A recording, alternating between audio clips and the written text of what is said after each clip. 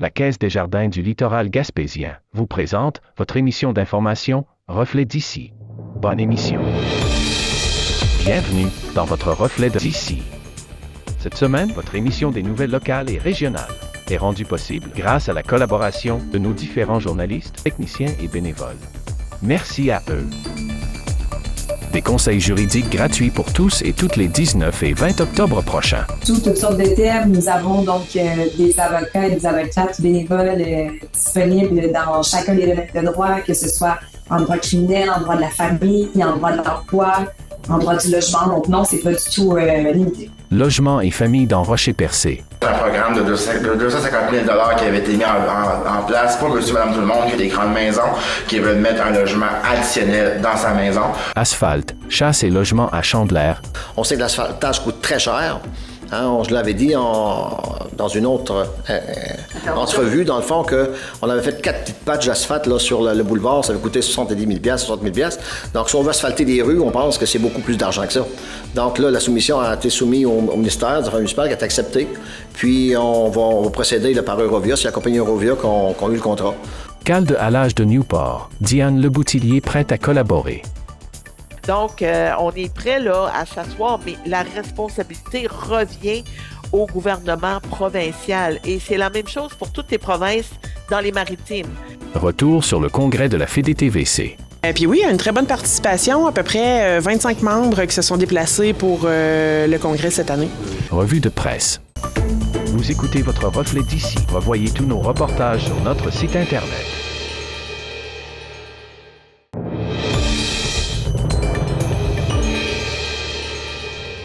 Le jeune barreau de Montréal organise sa 43e clinique juridique téléphonique les 19 et 20 octobre, offrant des conseils juridiques gratuits à travers le Québec. Comment ce service contribue-t-il à l'accès à la justice? Maître Marie Flambard, présidente, nous éclaire sur l'importance de cette initiative. Le jeune barreau de Montréal, en partenariat avec le barreau du Québec et le Centre d'accès à l'information juridique, qui offre 2 fois par année le temps d'un week-end entier, donc le samedi et le dimanche de 9h à 4h, des conseils juridiques gratuits par téléphone à l'ensemble de la province. Après, si on allait plus dans les détails, justement, les gens qui nous écoutent et qui auraient peut-être un intérêt, les types de questions qu'on peut poser, est-ce que c'est limité par des thèmes ou est-ce qu'on peut aborder toutes sortes de thèmes? Non, pas du tout, toutes sortes de thèmes. Nous avons donc des avocats et des avocates bénévoles disponibles dans chacun des domaines de droit, que ce soit en droit criminel, en droit de la famille, en droit de l'emploi, en droit du logement. Donc non, c'est pas du tout limité. Puis, concrètement, comment se déroule une conversation téléphonique avec un ou une avocate ou un notaire, est-ce que c'est des appels qui sont comme anonymes ou enregistrés? Comment ça se passe? Non, c'est pas du tout enregistré. Ça peut être 100% anonyme. Il y a des gens qui se présentent d'emblée, qui donnent leur nom, mais c'est pas requis. Et donc, on a environ une quinzaine de minutes avec chacune des personnes qui peut appeler parce que l'objectif est quand même de desservir aussi le maximum de gens au courant de la fin de semaine. Et donc, lorsqu'on appelle, on est redirigé directement vers un avocat par type de pratique. Par exemple, on appelle, je dis, écoutez, moi j'ai des questions en droit de la famille. Vous êtes redirigé, mis en attente pour parler à un avocat ou une avocate qui pratique en droit de la famille. Et donc, vous avez 15 minutes pour vous entretenir avec cette personne-là et pour pouvoir poser vos questions. Oui, parce que je voyais sur votre document justement l'année dernière, il y avait comme près de 1200 appels quand même qui avaient été reçus. Est-ce qu'il y a j'imagine qu'il y a des défis logistiques pour gérer un tel nombre de volumes importants? Comment ça se passe sur le terrain? Mais c'est-à-dire que parfois, il peut y avoir quand même de l'attente pour pouvoir finalement parler à un avocat ou une avocate. Mais soyez assurés que si vous appelez entre 9h et 4h, il y a quelqu'un qui va vous répondre. Et quitte à ce que ça soit, par exemple, si c'est vraiment à la dernière minute, les dernières journées, que ça soit fait plus tard dans la semaine. Donc, on va prendre en note les coordonnées de la personne pour pouvoir la rappeler et s'assurer que tout le monde a eu réponse à ces questions. Et pour que ça puisse fonctionner comme ça, un événement d'une telle envergure, j'imagine qu'il y a des partenariats, il y a des gens qui font du bénévolat là-dedans. Comment ça marche? En fait, tout est sur une base bénévole. Donc, tous les gens qui participent sont des avocats et des avocates qui font ça gratuitement. Donc, ils choisissent de redonner de leur temps pendant une fin de semaine Et oui, effectivement, vous avez raison de dire qu'on a besoin effectivement de partenaires pour nous prêter des locaux, pour arranger les téléphones, pour pouvoir aussi nourrir ces gens-là qui vont être là presque pour toute la journée. Et donc, comme je disais d'entrée de jeu, là, nous sommes épaulés par le Centre d'accès à l'information juridique, le CAEJ, et le Barreau du Québec. Alors pour ceux qui nous écoutent et qui peut-être hésiteraient peut-être à appeler ou comment est-ce qu'on formulerait, est-ce qu'il y a besoin de se préparer, j'imagine, d'avance, parce que je comprends qu'il y a une quinzaine de minutes qui est consacrée par personne. C'est quoi les conseils que vous donneriez pour maximiser justement l'efficacité d'une consultation téléphonique? Si on prend par exemple un cas en droit du logement où la question serait est-ce que je peux contester mon avis d'augmentation de loyer et à combien est-ce que je devrais contre-offrir ce montant-là, ben, c'est évidemment d'avoir les documents devant soi parce qu'il y a des délais donc, qui sont impliqués souvent, à savoir si donc est-ce qu'on peut encore répondre à la délimitation. Donc c'est sûr qu'en ayant le maximum de documents et d'informations devant soi, on gagne du temps et pour nous, ben, ça nous aide grandement aussi dans l'appréciation et l'analyse de la situation. Parfait. Alors, donc, on rappelle la gratuité de l'événement et ça se déroule donc le 19 et 20 octobre prochain. Est-ce qu'il y a des horaires définis dans cette journée-là? Oui, de 9h à 16h, les 2 jours. Et donc, comme je vous disais, il faut absolument appeler à l'intérieur de cette plage horaire-là pour s'assurer d'avoir un retour d'appel et d'avoir une réponse. Vous écoutez votre reflet d'ici. Revoyez tous nos reportages sur notre site Internet.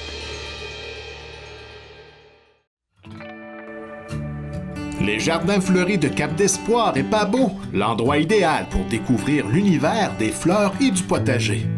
Engrais de toutes sortes disponibles, contenant et tout le nécessaire pour réussir sa récolte ou son aménagement paysager. Découvrez notre nouveau site internet, lesjardinsfleuris.ca, et visitez notre page Facebook pour connaître nos heures et jours d'ouverture. La qualité, la variété, les conseils judicieux, c'est au 1416 route 132 Cap-d'Espoir et au 14 route Hamilton-Pabeau que vous trouverez satisfaction.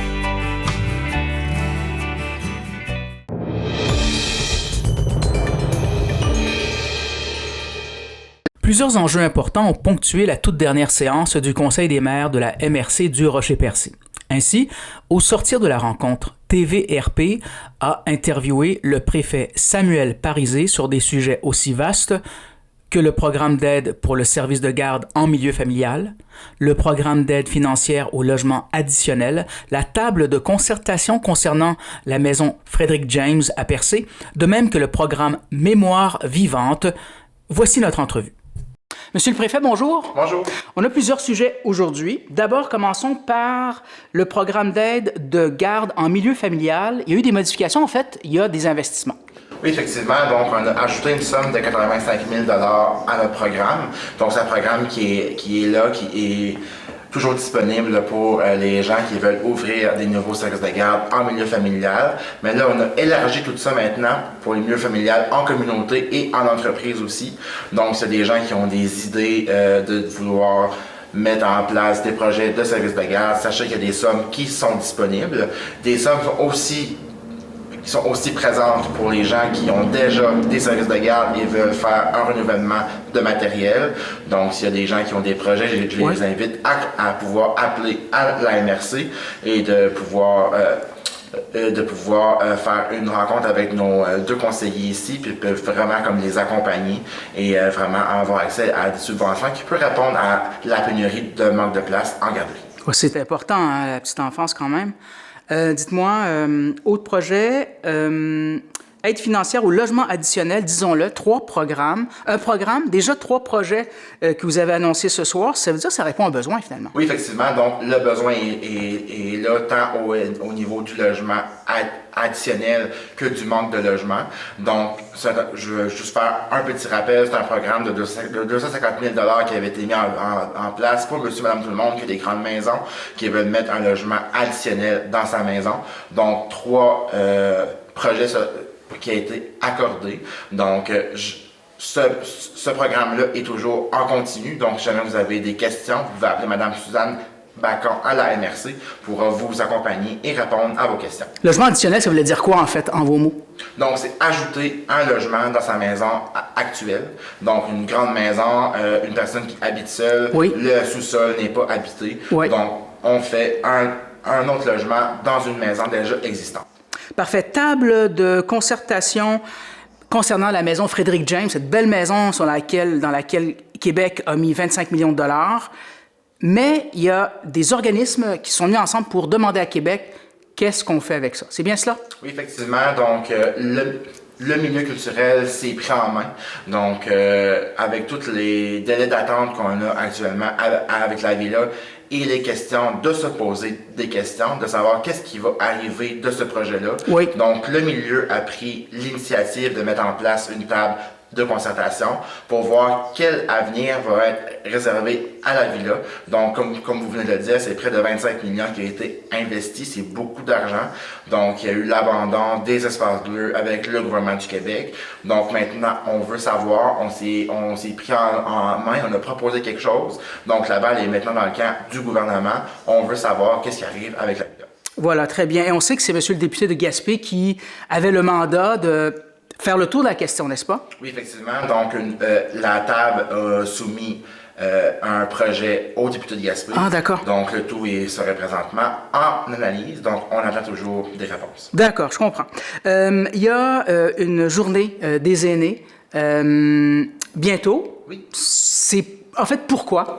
En fait, c'est le salon des aînés de la MRC, du Rocher-Percé. Oui. On a une population de plus en plus vieillissante, donc on veut lui faire connaître les services qui sont disponibles. Oui. Donc, il va y avoir des conférenciers, il va y avoir des partenaires qui vont être sur place. Donc, c'est le 17 octobre de 10h à 18h. Donc, c'est vraiment tous les services qui sont disponibles, tant au niveau du loisir, du sport, au niveau de l'alimentaire aussi, les services de santé, comment éviter les fraudes. Donc, tous les services sont destinés aux personnes âgées qui vont être toutes regroupées à la base plein air de Bellefeuille pour cette journée-là. Je serai présent, je vais animer l'ensemble de toutes les conférences et ça va se terminer avec une danse en ligne aussi. Donc, si les gens veulent venir pour s'informer, avoir du plaisir, tout est gratuit. Donc, j'invite la population à se présenter à ce rendez-vous-là annuel qui, je l'espère, va se faire année après année. Dernier sujet, Monsieur le Préfet, concernant Mémoire vivante, un beau projet financé par la MRC Rocher-Percé qui touche les arts, le patrimoine. On encourage les gens à s'inscrire? Oui, effectivement. Donc, s'il y a des gens qui ont des projets qui leur tiennent à cœur, qui désirent le faire reconnaître, donc il est toujours temps de pouvoir s'inscrire donc pour le projet Mémoire vivante. Donc, si vous avez besoin d'avoir plus d'informations, vous pouvez appeler M. Francis Dumont, qui est le coordonnateur culturel à la MRC. Merci. Merci beaucoup. Vous recherchez une expérience d'hébergement en Gaspésie alliant un site exceptionnel avec la découverte d'un menu culinaire du terroir gaspésien? C'est ce que vous offre le motel Fraser de Chandler et le restaurant Le Sieur de Pabot. Utilisez notre borne automatisée lors de votre séjour, réservez une table, découvrez notre menu ou commandez votre repas directement sur notre site web. Pour un séjour inoubliable, le motel Fraser, un incontournable en Gaspésie.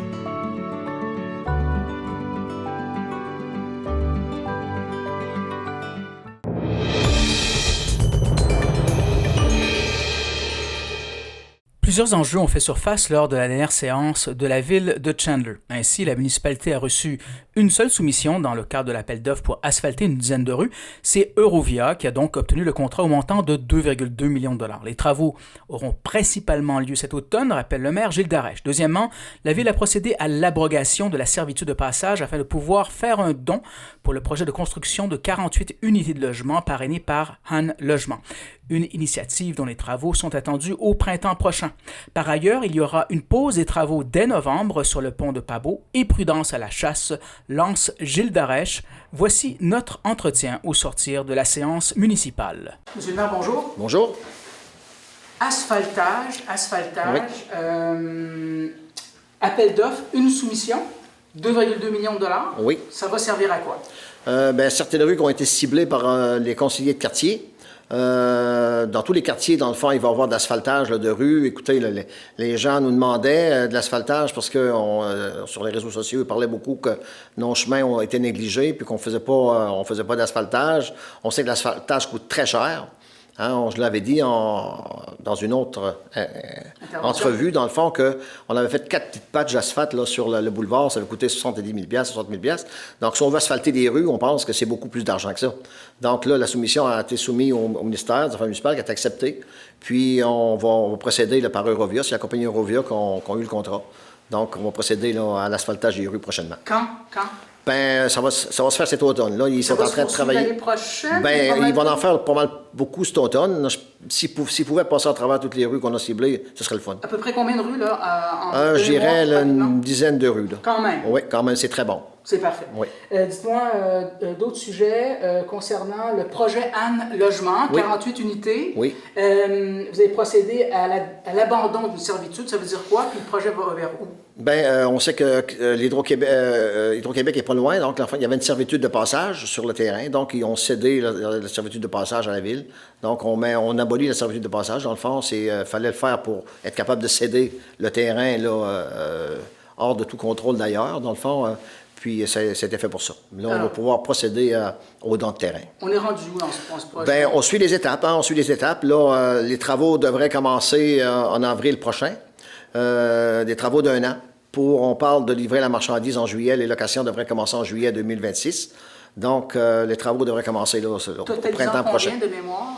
Ça totalise de combien le projet? Le projet, environ, je pense, une quinzaine de millions, pas loin. Oui, c'est quand même un beau projet. Là. Donc, est-ce qu'il y avait d'autres projets en logement dans la municipalité? Bien, on sait qu'on a procédé à la vente du terrain de bistrot ce soir. Donc, il va y avoir 3 logements de 3,5 de fait là. Puis il y a d'autres offres qui s'en viennent sur la table pour d'autres projets. Là. Donc, ce n'est pas les projets qui manquent en matière de logement? Ça commence à s'en venir au niveau du logement. Ça commence à être encourageant là, au niveau du logement. Pont Petit-Pabeau, le pont Pabeau, en fait, travaux qui se terminent bientôt, mais qui vont reprendre. Absolument. C'est un gros projet à le pont de Pabeau. Ils ont travaillé sur un côté. L'année prochaine, ils vont travailler sur l'autre. Oui. On annonce à la population qu'en mi-novembre, on a eu une correspondance aujourd'hui qu'en mi-novembre, ils vont enlever leur installation. Donc, les gens vont pouvoir circuler plus facilement. Ça ne sera plus en alternance, évidemment, pour l'hiver. Parce qu'il y avait tout le concept de la charrue et tout ça. Mais là, ils vont recommencer au printemps, probablement au mois de mars. Donc, on a un petit laps là, de temps là, tranquille pour... Il n'y aura pas de trafic en alternance, donc jusqu'au mois de mars. Bon, ça, c'est quand même... Ça vous donne une petite pause, quand même. Oui, puis ça va nous prendre... Puis ça va être un pont neuf. Là, le pont était vraiment dangereux. Il était rendu là, que la structure était dangereuse. Puis c'est pas des travaux qui étaient nécessaires, mais obligatoires, parce que le pont, il ne subvenait plus aux besoins de la population. À un moment donné, ça était dangereux. Rivière-Petit-Pabeau, j'ai eu l'occasion de parler au ministère de l'Environnement, oui. Donc, leur version est la suivante. Ils sont bien au fait du problème, l'ensemble de la problématique. Oui. Je les avais sollicités pour connaître bien la législation, c'est quoi leur rôle là-dedans. Ils m'ont dit, nous, on suit le dossier de près. Écoutez, est-ce que c'est vrai qu'ils suivent le dossier de près? Vous êtes en contact avec eux? Absolument. On a eu des contacts avec eux là, tout au cours du mois. Je pense que c'est leur intérêt aussi de prendre ça à cœur parce que ça touche beaucoup l'environnement. Donc, le dossier est directement lié à eux autres. Nous, ben, ils nous avaient donné des dates de rencontre, qu'on avait accepté une rencontre, mais là, ils ont dû reporter cette date-là. Donc, on attend une nouvelle date là, pour se rencontrer. Ils ont un rôle à jouer, là. Ils ont un rôle important à jouer. Puis, je pense qu'ils doivent assumer leur rôle parfaitement parce qu'ils ont besoin de le faire. Oui, parce que c'est délicat comme sujet. Hein? C'est très délicat. Puis, ben, là, chacun va faire son travail. Oui, exact. Dernier sujet, dites-moi, concernant la chasse, peut-être prudence à la chasse. Relancer cette...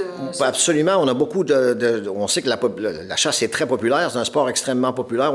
Pratiquement autant que le hockey ici, là, mais parce qu'on voit les gens s'en aller dans la forêt, là, ils sont partis. Puis sport national. Ils manipulent, oui, sport national. Puis ils manipulent des armes qui sont quand même de gros calibre. Il y a quand même un danger potentiel quand tu manipules ces armes-là. On demande aux gens d'être prudents. C'est des pères de famille, c'est des enfants qui sont à la chasse maintenant, des femmes avec leur mari. La famille, c'est une sortie familiale maintenant, cette chasse-là, puis on demande aux gens d'être prudents pour nous revenir en forme là, après la chasse. Monsieur le maire, merci. Ça fait plaisir. La Caisse des jardins du littoral gaspésien, point de service de Grande-Rivière, Cap-d'Espoir, Sainte-Thérèse et Percé, les spécialistes en services financiers. Pour des conseils d'experts, venez rencontrer nos spécialistes en finances personnelles ou d'entreprise. La Caisse des jardins du littoral gaspésien est là pour vous et pour sa communauté.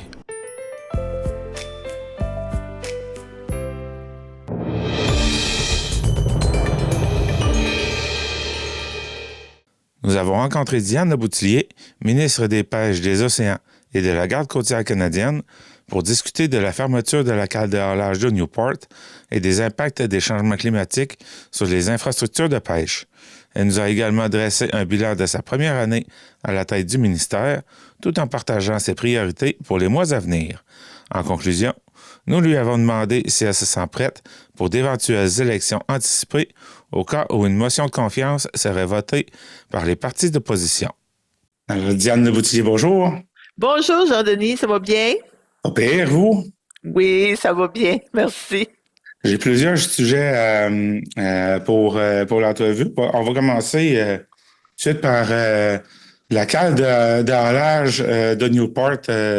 J'ai su récemment qu'ils ont dû la fermer. Donc, est-ce que le gouvernement peut faire quelque chose avec ça? Parce que de ce que j'ai compris, si on ne peut pas sortir les bateaux ici, c'est obligé de se faire à Rivière-au-Nord ou au Nouveau-Brunswick si leur système fonctionne, là. Oui. Ben écoutez, Jean-Denis, dans un premier temps, là, je veux vraiment rappeler là, que les cales de halage, c'est un dossier qui relève du gouvernement provincial. Donc, moi, j'ai eu des contacts avec parce que c'est un sujet qui m'intéresse, là, je dois vous dire, depuis plusieurs années. Et j'ai même eu plusieurs contacts, là, autant avec les associations portuaires que les pêcheurs, les associations de pêcheurs, des rencontres aussi qui ont été importantes où on a évalué la situation. Puis, mais l'acteur principal qui doit être assis autour de la table, c'est vraiment le gouvernement provincial. Donc, moi, j'ai eu des discussions aussi avec le ministre Lamontagne et on continue d'avoir ces discussions-là pour faire en sorte que effectivement les cales de halage, puis on a celle de Newport, mais on sait qu'on a besoin aussi d'une cale de halage à Grande-Rivière. On sait on a une cale de halage aussi à Rivière-au-Nord. Puis on l'a vu dans le secteur des pêches. La pêche a changé là, dans le sens où les bateaux sont plus gros. On a des parcs industriels qui se sont installés autour des quais. Puis on a besoin là des cales de halage pour sortir de façon sécuritaire les bateaux, puis faire aussi les remises à l'eau. Mais je le répète là, moi je suis prête à m'asseoir, puis à continuer de faire mon travail. Puis d'ailleurs, on avait même la ministre Soraya Martinez qui est venue cet été, qui a rencontré les associations portuaires de Newport. Donc, on est prêt là à s'asseoir, mais la responsabilité revient au gouvernement provincial. Et c'est la même chose pour toutes les provinces dans les maritimes. Les cales de halage, les grues portiques, c'est vraiment là un dossier qui appartient aux provinces. Donc, moi, là, j'offre mon entière collaboration, mais ça nous prend l'acteur principal qui doit être assis à la table et l'idée de dossier qui est le gouvernement du Québec. Et c'est quelque chose qui vous touche particulièrement, ce genre de dossier-là, étant donné que vous vivez ici, vous avez toujours été dans ce dossier-là, même à l'époque que vous étiez à la MRC. Donc, oui. C'est quelque chose qui est quand même très important aussi. Oui, puis j'ai vraiment à cœur. Puis comme je disais, c'est une question de sécurité. Ça fait que moi, quand on me dit que, je regarde au niveau de Newport avec le chantier naval FMP qui pourrait construire des bateaux, qui aurait pu et qui pourrait construire des bateaux plus gros, mais qui ne le peut pas actuellement parce que la cale de halage ne répond pas aux critères. Et force est de constater aussi qu'elle est tellement dans un état détérioré, ça s'est tellement détérioré sous l'eau que même les compagnies d'assurance maintenant disent, nous, on n'est plus capable là, d'assurer les bateaux s'il y a des bris, si on échappe des bateaux. Puis la problématique est, pour moi, là, est rendue à un point tel que tu sais, on sait comment ça fonctionne au niveau des gouvernements, là. Ça prend du temps, c'est long, les appels d'offres, voter les budgets, ça fait que c'est clair pour moi, là, qu'il n'y aura pas de cale de halage qui va être en fonction le printemps prochain. Ça fait que moi, là, tout de suite, là, j'y pense, là, le stress au niveau du secteur de la pêche, des pêcheurs, comment on va mettre nos bateaux à l'eau, qu'est-ce qu'on va faire, fait que d'où l'importance que le gouvernement du Québec prenne ça là vraiment à cœur, puis soit assis autour de la table. Puis actuellement, l'impression que j'ai là, c'est que je pousse avec les gens du milieu pour un dossier dont c'est pas ma responsabilité, mais je connais les impacts. Et moi, j'ai fait des investissements, puis j'ai annoncé des investissements importants dans les ports pour vraiment créer des infrastructures portuaires qui répondent au changement climatique, puis pour qu'on soit en mesure de bien faire les choses. Donc, la moindre des choses, là, c'est que le gouvernement du Québec décide là, de faire son travail, puis souvent, ils se battent pour dire, ben nous, nos champs de compétences, c'est son champ de compétences. Ça fait que j'invite fortement là à prendre ses responsabilités, à asseoir tout le monde autour de la table, puis que tout le monde on puisse mettre l'épaule à la roue pour régler la situation. Donc, comme vous avez dit tout à l'heure, vous êtes prête à vous asseoir avec les responsables pour, oui. Pour faire avancer ce dossier-là. Ben pour faire avancer le dossier, parce que le dossier, là, comme je mentionnais, c'est une cale d'halage, là, c'est une infrastructure collective de développement économique. Elle sert aux pêcheurs, mais elle sert aux gens qui font de la construction, chantier naval. Ça va servir aussi à nos entreprises. Si on a besoin de sortir le bateau de l'eau parce que, bon, on a besoin d'avoir des soudeurs, on a besoin d'avoir des gens qui viennent travailler au niveau de l'électronique, de l'informatique, parce qu'un bateau, c'est une entreprise. C'est une entreprise qui flotte sur l'eau. Donc, il peut arriver des bris. Puis on voit aussi avec les changements climatiques, les ouragans. Puis ce qui se passe, on vient de voir là ce qui est arrivé, ce qui vient de se passer en Floride, mais on l'a vécu chez nous là, il y a 2 ans passés avec Fiona aux îles de la Madeleine, 2 ans plus tôt c'était Dorian. Et lorsqu'on annonce des ouragans, lorsqu'on annonce des tempêtes, puis on le sait, on va en avoir de plus en plus, c'est important de pouvoir sortir rapidement les bateaux de l'eau. Ça fait que il faut s'asseoir à la table. Mais c'est ça. Ça fait que j'invite là, le partenaire provincial à prendre ses responsabilités, puis à s'asseoir à la table, tout le monde ensemble. Et moi, je le dis, je suis prête à mettre l'épaule à la roue, là. Depuis plusieurs années, là, ça fait que je suis capable d'en parler, là. Pour notre information, le ministère qui est en charge de tout ça au provincial, ça se trouve être lequel? Le MAPAC. Okay. Ministère d'Agriculture, des Pêches, c'est ça. Vous avez parlé des changements climatiques. Je voulais justement en parler un peu. Les changements climatiques, bon, vous avez dit que vous avez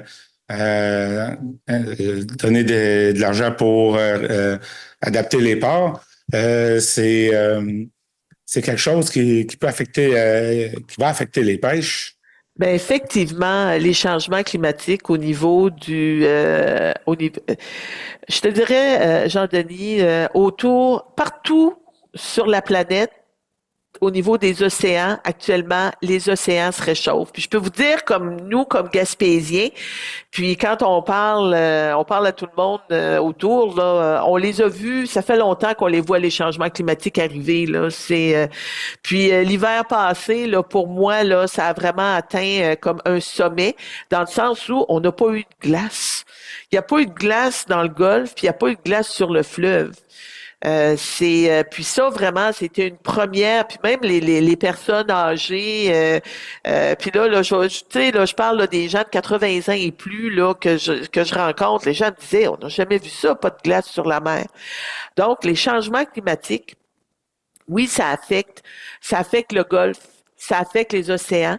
Puis ce que ça provoque, ça enlève au niveau de l'eau moins d'oxygène, puis ça rend les océans beaucoup plus acides. Ça a un impact direct sur les poissons parce que les pas d'oxygène là, un poisson, quand tu peux plus respirer là, ben tu meurs. Hein? Ça fait qu'il y a des espèces qui sont actuellement très affectées au niveau des changements climatiques. Puis on le voit là au niveau du réchauffement, ce que ça provoque au niveau du Golfe. Les gens me disaient l'hiver passé, Diane, on est allé à la pêche à l'éperlan sur la glace. Hey, on n'a pratiquement pas pogné d'éperlan. Le caplan, l'été passé, on a un petit peu de caplan qui a roulé cet été chez nous, mais l'été d'avant, pas de caplan qui avait roulé. On voit ce que ça provoque au niveau du maquereau, au niveau du hareng. Puis il y a d'autres espèces pour qui c'est un peu plus profitable. Le phoque. Le phoque puis on en voit de plus en plus. Au niveau du homard aussi, ça semble, actuellement, là, ça semble être bien pour le homard. Quoique dans les endroits, dans des secteurs où c'est beaucoup plus réchauffé, ce qu'on voit, c'est que le homard, ça monte plus vers le nord. Il y en a moins là quand on regarde dans le Maine, dans le nord du Maine, puis dans le sud-est de la Nouvelle-Écosse, où les prises de homard ont diminué. Parce qu'on a besoin d'avoir une certaine température là, au niveau de l'eau. Donc, ça a un impact qui est important. Ça inquiète les pêcheurs. Je dois vous dire que même que ce soit au niveau des pêcheurs, puis moi, là, l'an passé, puis tout au courant de l'année, je parle aux associations, puis même les pêcheurs de crabe sont inquiets, les pêcheurs d'homards sont inquiets, tout le milieu de la pêche le voit, les réchauffements climatiques. Puis tu sais, aussi, on voit là, les saisons de pêche débutent de plus en plus tôt. Ça fait que ça va demander beaucoup d'adaptation. Ça va demander aussi beaucoup de résilience. Il y a certaines espèces qui probablement sont appelées à disparaître. Il y a d'autres espèces qui vont nous arriver. On appelle les espèces envahissantes. Puis ça va demander de l'adaptation. Donc, ce qu'on a besoin maintenant et pour les prochaines années, on a besoin d'avoir de la science. On a besoin d'avoir autant les scientifiques qui font de la recherche, mais autant aussi nos pêcheurs quand ils sont sur l'eau. Tout ce qu'ils sont en mesure de constater, tout ce qu'ils sont en mesure de voir. Et souvent, ce sont les premiers acteurs. C'est eux là qui voient le plus rapidement là, les changements. Donc, on va avoir besoin là du savoir des pêcheurs, de nos pêcheurs. On va avoir besoin aussi du savoir au niveau des communautés autochtones. Puis c'est comme ça qu'on va être en mesure de pouvoir protéger le secteur des pêches puis de s'adapter à ce qui s'en vient au niveau du futur. C'est quoi les actions que le gouvernement peut mettre ou pourrait mettre en place pour justement aider à protéger les ressources? Ben, ce qu'on met en place actuellement, puis je sais que les mesures qu'on met en place, c'est des mesures qui font mal, dans le sens où dès qu'on touche au secteur des pêches, au niveau des quotas, on touche là au pain puis au beurre des pêcheurs, des hommes d'équipage, puis des familles aussi, puis des usines de transformation. Ça fait que c'est toujours des décisions qui sont difficiles à prendre. Mais en même temps, il faut les prendre, ces décisions-là. Ça fait qu'une des décisions qui a été prise l'hiver passé, en janvier l'an dernier, ça a vraiment été, puis on l'a vu au niveau de la crevette, où j'ai vraiment là diminué le pourcentage de la capture de crevettes. Puis même les pêcheurs, ceux qui sont sortis, qui sont allés pêcher la crevette, ont pas réussi à capturer les quotas que moi là j'avais proposé. Mais ce qu'on va faire aussi comme au niveau du maquereau. Ben, ce que j'ai fait, c'est l'ancienne ministre des Pêches, la ministre Murray, elle avait mis un moratoire. Elle avait dit plus de pêche au maquereau. Ben moi, quand je suis arrivée, puis j'ai regardé avec les gens de la science, on s'est dit bon, ok, on pourrait probablement là faire peut-être offrir aux pêcheurs une pêche à l'appât pour le maquereau. Pas une pêche commerciale, pas une pêche là sur qu'on peut vendre là du maquereau dans les entreprises de transformation. Donc ça fait qu'on va s'adapter. J'ai réouvert la pêche au sébasse. Ça faisait 30 ans que c'était fermé. Puis on a travaillé avec le comité consultatif sur les pêches, puis on s'est dit, on peut plus se permettre aujourd'hui de gaspiller les ressources. On peut pas se permettre de faire de la surpêche. Donc, on est allé là vraiment, on y va prudemment, puis où on dit, bon, ben, OK, on va permettre là... ça a été un 60 000 tonnes qui a été alloué au niveau du Sébasse. Ça permet aussi aux entreprises là de pouvoir avoir tous les outils nécessaires pour transformer le Sébasse, aux pêcheurs de s'organiser pour pouvoir faire la pêche au Sébasse. Puis nous, ben ça nous permet d'en manger. Puis soit dit en passant, c'est excellent là. Ça fait que c'est vraiment là, c'est les décisions qu'on prend au niveau du secteur des pêches. Du côté de Terre-Neuve, j'ai augmenté un petit peu l'allocation pour la morue. La morue se portait là, commence à se porter un peu mieux, mais faut demeurer très prudent. Faut être prudent dans la façon dont on exploite nos ressources pour ne pas faire de surpêche. Puis moi là, ce qui me tient le plus à cœur là, c'est que je me dis, il faut que mes enfants, il faut que mes petits-enfants puissent avoir accès à des espèces sauvages. Ça, pour moi, c'est important. Puis ce qu'il faut surtout pas oublier, puis ça, on a souvent tendance à oublier, c'est que le poisson, là, les poissons, puis les crustacés, pour grandir puis pour grossir, là, ben du poisson, ça mange du poisson. Ça fait que, puis là, ben actuellement, tout le monde, on est dans le même garde-manger. Ça fait que tout le monde, on veut pouvoir en profiter, mais c'est là où il faut établir un équilibre. Il faut avoir vraiment là, une balance pour faire en sorte que les espèces puissent là se nourrir, puis faire en sorte là qu'on puisse avoir des pêches là aujourd'hui puis demain. C'est bon avec les changements climatiques. Maintenant. On peut revenir sur votre première année en tant que ministre des Pêches. Vous avez été nommé le 26 juillet 2023 à ce poste-là. Donc, comment s'est passée cette première année dans un ministère où est-ce que vous avez, dans le fond, vous avez l'occasion de vous impliquer davantage, étant donné que vous connaissez le milieu, là. Donc, oui. Ben, je peux te dire que ça a été, comme ministre des Pêches, ça a vraiment été là, un travail qui a été colossal là, au cours de la première année là, qui a été fait. Parce que quand on parle du ministère des Pêches, on va parler de la côte Est, l'Atlantique, les Maritimes, on va parler de la côte Ouest, qui est tout ce qui touche là, la Colombie-Britannique. On va parler de l'Arctique. Ça aussi, c'est le Grand Nord. Puis aussi les pêches en eau douce dans les grands lacs, puis dans les prairies aussi.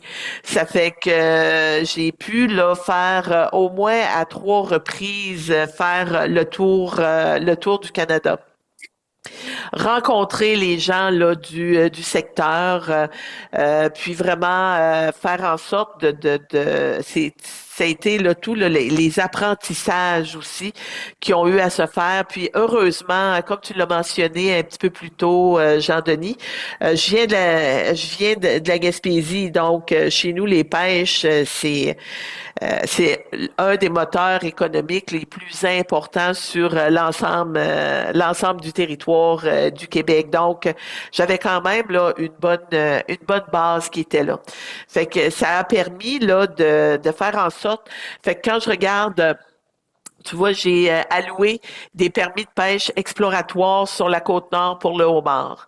On a eu là 30 permis là qui ont été alloués pour permettre parce qu'on nous disait ben écoute c'est nouveau, on n'a jamais eu ça avant, mais il y a du homard sur la Côte-Nord. Ça fait que les permis exploratoires nous permettent d'aller voir au niveau de la science aussi puis de ramasser des données, ce qu'on est en train de faire actuellement.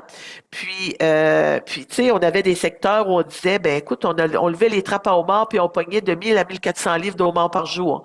C'est d'autres secteurs où ça a été un petit peu moins bon, mais là, on va pouvoir savoir, ben pourquoi là, c'est les questions que je pose. Pourquoi ça a été moins bon?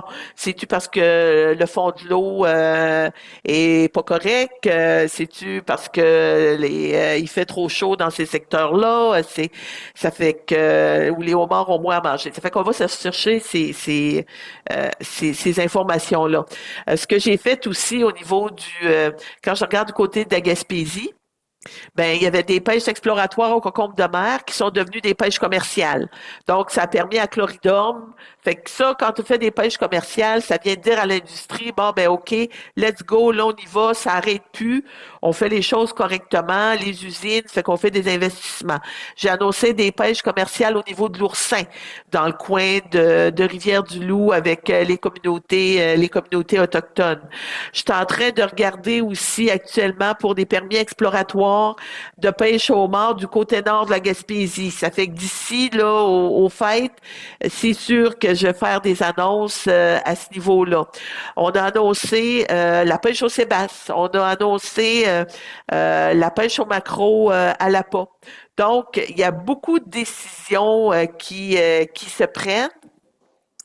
Du côté de l'Atlantique, des maritimes, j'ai un projet pilote avec les associations, l'Union des pêcheurs des maritimes, pour justement quand les pêcheurs lèvent les trappes de l'eau, ben moi là, qu'ils puissent garder le bord rayé, qui vont capturer au niveau des trappes parce que ça fait partie aussi de la vision que j'ai pour avoir les bonnes données. On doit être au courant de tout ce qui sort de l'eau et de pas remettre, mon objectif, c'est de ne pas remettre des poissons morts à l'eau. Ces poissons-là, si on peut les manger, si on peut s'en servir pour autre chose, ben, utilisons-les, mais ayons des données, des vraies données scientifiques qui vont nous dire vraiment là, qu'est-ce qu'on a chez nous, qu'est-ce qu'on peut bien exploiter en termes de ressources commerciales, puis comment on peut continuer à créer de l'économie autour des pêches. Puis pour ce qui est des priorités pour les prochains mois, c'est quoi qu'est-ce que vous avez Ben, les priorités au cours des prochains mois, Jean-Denis, je te dirais que c'est vraiment là, comme je l'ai mentionné un petit peu plus tôt, on a débuté la pêche au sébasse cette année. Donc, avec le comité consultatif, on va regarder au niveau des données comment on peut améliorer la situation, comment on peut faire mieux pour aider autant les pêcheurs que au niveau les transformateurs. Je vais, pour moi, là, les permis de pêche exploratoires au homard sur le côté nord de la Gaspésie, là, pour moi, c'est important. Puis de continuer là vraiment là d'avoir les rencontres avec les gens du secteur des pêches parce que je sais aussi actuellement, on l'a vu, il y a une étude qui vient de sortir, une étude préliminaire qui vient de sortir où on dit là à quel point la santé mentale de nos pêcheurs est affectée. Dû au changement climatique. Puis moi, j'avais eu l'occasion en avril dernier de rencontrer le CIRAD à Carleton. Puis moi, là, ça me tient vraiment à cœur parce que on sait, j'ai travaillé 25 ans en santé mentale. Donc, je connais les impacts de la santé mentale sur les gens, puis les conséquences aussi sur les familles, puis sur le milieu. Donc, l'étude qui a été débutée, puis qui va se poursuivre là où un rapport là, devrait être remis là, au printemps prochain. Pour moi, c'est important. Puis le message aussi que je veux passer, c'est oui, c'est pas facile actuellement avec les changements climatiques, mais c'est en se parlant tout le monde ensemble qu'on va réussir à créer des pêches qui vont être durables. Mon objectif est vraiment là à ce niveau-là de pouvoir aider les pêcheurs. Puis il va falloir penser les pêches aussi autrement, pas seulement en termes de quantité, mais en termes de la qualité des produits, maximiser l'utilisation du produit. On peut plus se permettre de jeter. Comme je disais, là, quand on mange du poisson, là, de la morue, on n'est pas obligé de juste manger des fish and chips. La tête de la morue est bonne, toutes les parties sont bonnes. Fait que comment on peut, puis ça va se travailler, le gouvernement provincial, le gouvernement fédéral, puis les gens de l'industrie et les pêcheurs. C'est vraiment en travaillant ensemble on va réussir à passer au travers. Et en terminant, ça brasse au gouvernement là, avec le Parti conservateur qui cherche à faire adopter une motion de confiance. Pas adopter, mais je veux dire de passer une motion de non-confiance au niveau du gouvernement. Ben écoute. Êtes-vous prête? Si jamais il faut aller en élection? Moi, je suis toujours prête à aller en élection. Ça va être ma quatrième élection. Puis, il faut dire, Jean-Robert, que Jean-Denis, c'était quand on est rentré en 2021, c'était un gouvernement minoritaire. Un gouvernement minoritaire est toujours à risque d'élection. Puis, dès qu'un gouvernement est nommé, ben déjà, on se prépare pour la prochaine élection. C'est de même que ça fonctionne. Puis ça brasse ça brasse à Ottawa, ça brasse toujours dans les gouvernements, ça brasse toujours. Comme on disait là, être en politique, c'est un sport extrême.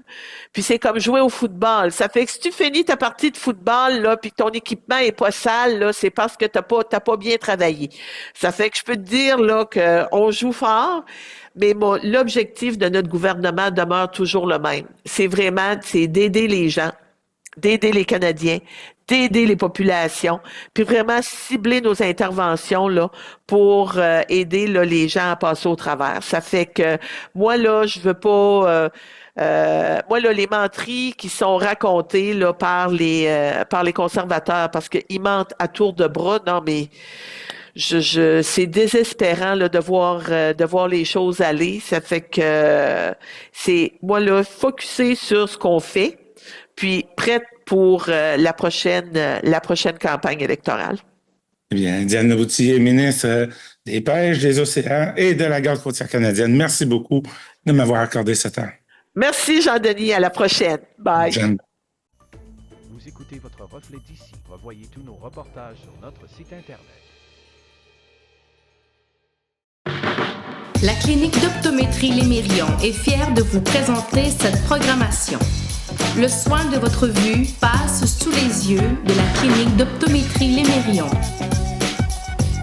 Avec un vaste choix de montures pour le style, le confort, les marques. Clinique d'optométrie Lémérion. 689 5553.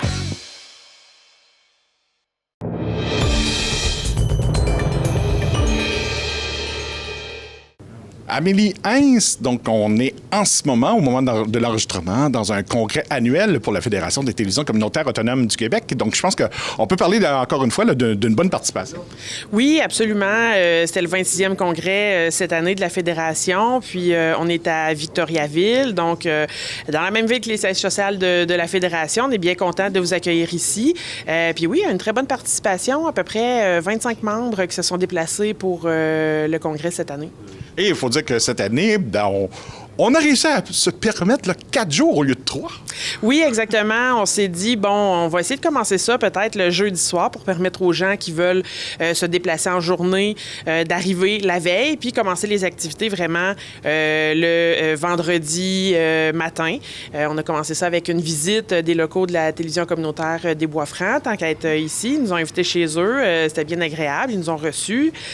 Puis on a fait... L'autre changement, en fait, c'est de faire l'Assemblée générale annuelle un vendredi en fin de journée plutôt que le samedi. Comme ça, la journée de samedi était consacrée entièrement aux activités de formation pour les membres, suivi du gala, évidemment, là, en soirée.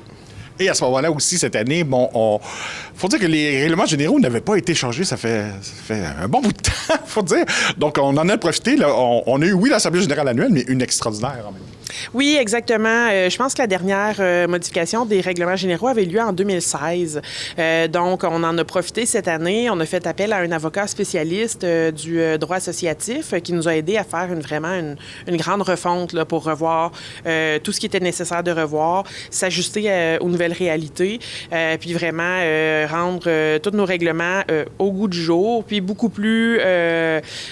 tout ça fait beaucoup plus de sens pour nous, pour l'association, puis pour les membres. Donc, oui, ça a été un gros travail de fait, mais on est très, très heureux que ça soit maintenant complété.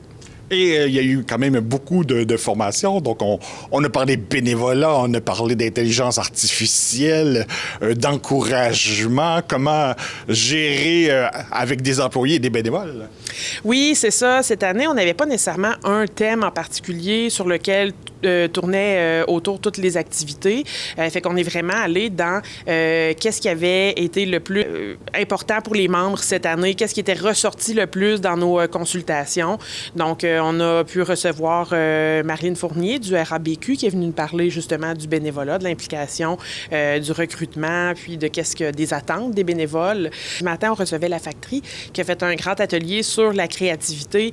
Ça a été super intéressant de pouvoir travailler en groupe, en sous-groupe, sur comment amener notre créativité à être matérialisée dans chacune de nos organisations.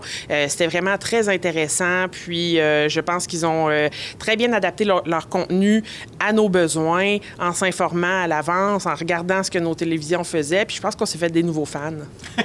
Et à ce moment-là, lorsque l'on fait un bilan aussi, on remarque juste à côté de nous de nouveaux outils là, pour s'identifier, donc avec le thème de la télévision qui ose. Donc, comment on résumerait la dernière année?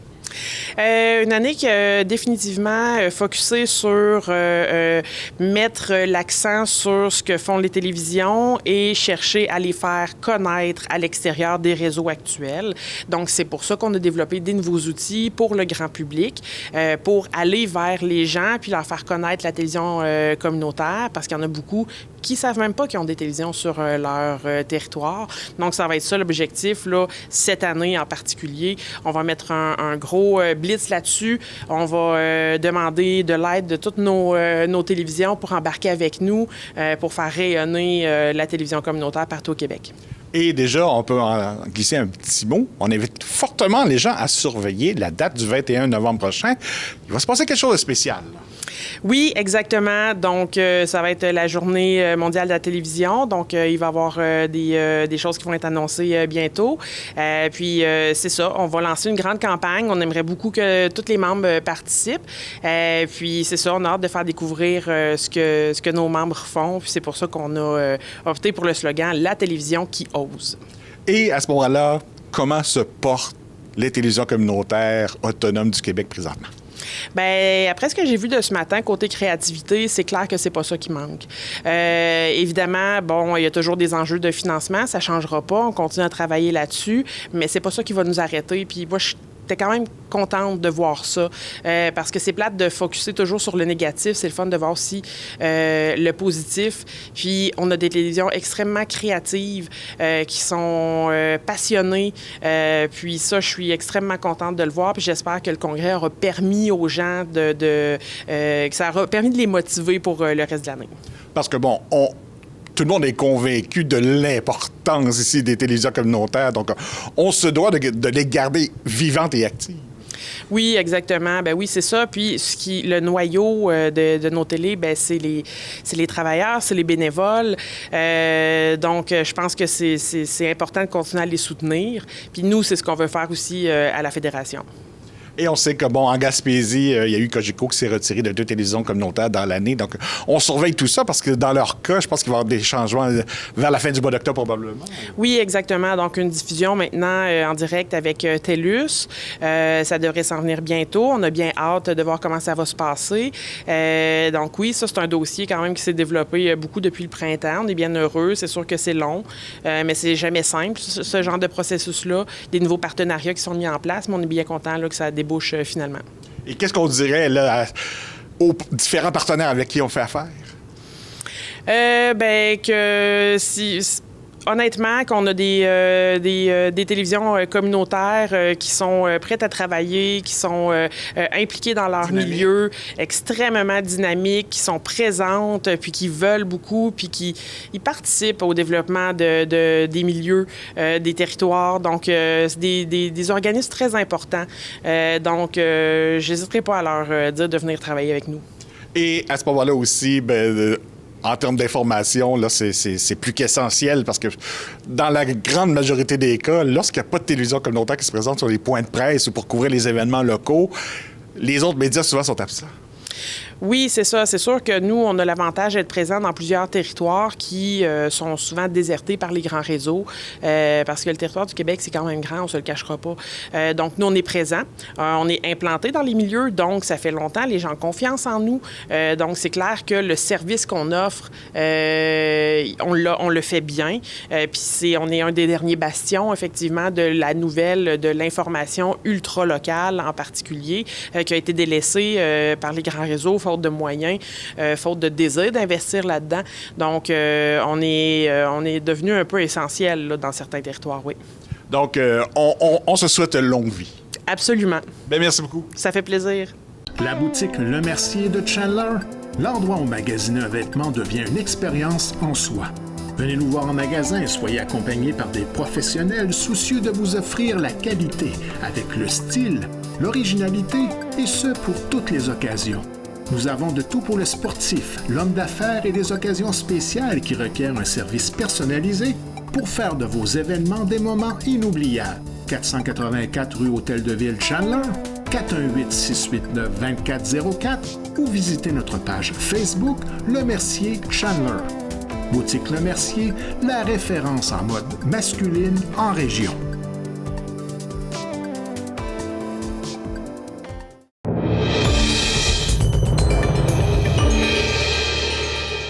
Le bureau de la Société de l'assurance automobile du Québec, SAAQ, à Gaspé, maintiendra son effectif malgré une réduction des jours d'ouverture. Un projet pilote, en place du 7 octobre au 21 mars, limite l'accès au comptoir au lundi, mercredi et vendredi, tandis que le personnel gère les appels clients les autres jours. Gino Desrosiers, porte-parole de la SAAQ, attribue ces modifications à une baisse de fréquentation de 24% en hiver. L'objectif est de conserver le personnel en ajustant les horaires, tout en garantissant que ces services essentiels restent disponibles à Gaspé.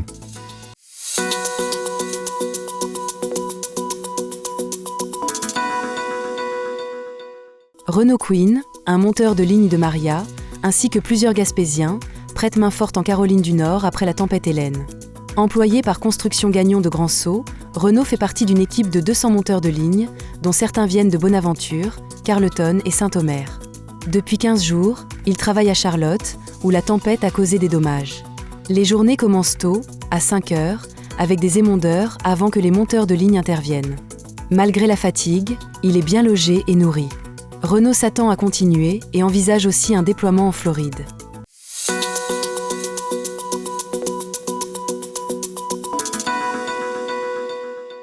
La ville de Bonaventure est placée sous administration provisoire par la Commission municipale du Québec en raison de l'absence de quorum au conseil municipal. La démission de Pierre Gagnon, maire suppléant et candidat à la mairie pour l'élection du 10 novembre, laisse le conseil avec seulement 3 élus après plusieurs départs depuis celui de l'ancien maire Roch Audet en juin.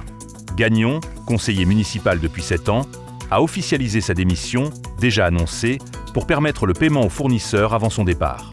Une nouvelle élection pourrait être déclenchée pour son siège. Les mises en candidature se terminent le 13 octobre.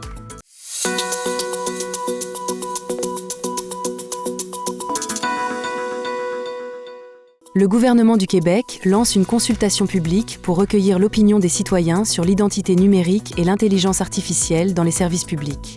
Organisée par le ministère de la Cybersécurité et du Numérique, elle vise à évaluer la perception et l'acceptabilité de ces technologies. Accessible en ligne jusqu'au 31 octobre via Consultation Québec, cette démarche inclut aussi des groupes de discussion en présentiel pour ceux ayant un accès limité aux technologies. Les résultats orienteront les décisions gouvernementales sur ces outils numériques. Aucun compte n'est requis pour participer et le questionnaire en ligne dure environ 15 minutes.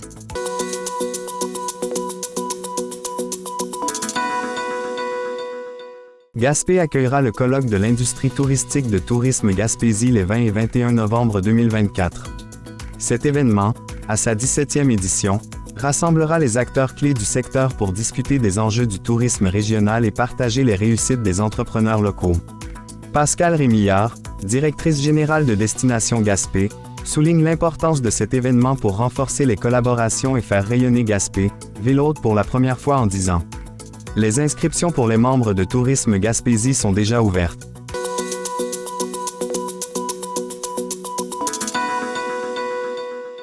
La station de ski, Pin Rouge, accueille un premier partenaire dans ses efforts de régionalisation. Guesca-Péguiag a obtenu un siège au conseil d'administration, bien que cela ne soit pas encore une entente financière. Pierre-Luc Desjardins, président par intérim, se réjouit de cette implication dans la gouvernance. Avec une dette de près de 3 millions de dollars, la ville de New Richmond, qui ne cautionnera plus la dette dès l'an prochain, cherche à alléger la situation financière de Pin Rouge en espérant rendre la station plus attrayante pour d'éventuels promoteurs. Vous écoutez votre reflet d'ici. Revoyez tous nos reportages sur notre site Internet. Marché Richelieu de Cap-d'Espoir, l'endroit où faire son épicerie, devient un plaisir à découvrir et à partager. Venez déguster nos produits du terroir gaspésien et nos spécialités cuisinées ici même, la cuisine de notre chef Nicolas. Que ce soit pour le prêt-à-manger ou un dessert fait maison, pour des produits frais, de la bonne bière gaspésienne ou simplement pour le plein d'essence, rendez-vous au marché Nicolas de Cap-d'Espoir. Vous écoutez votre reflet d'ici. Revoyez tous nos reportages sur notre site Internet.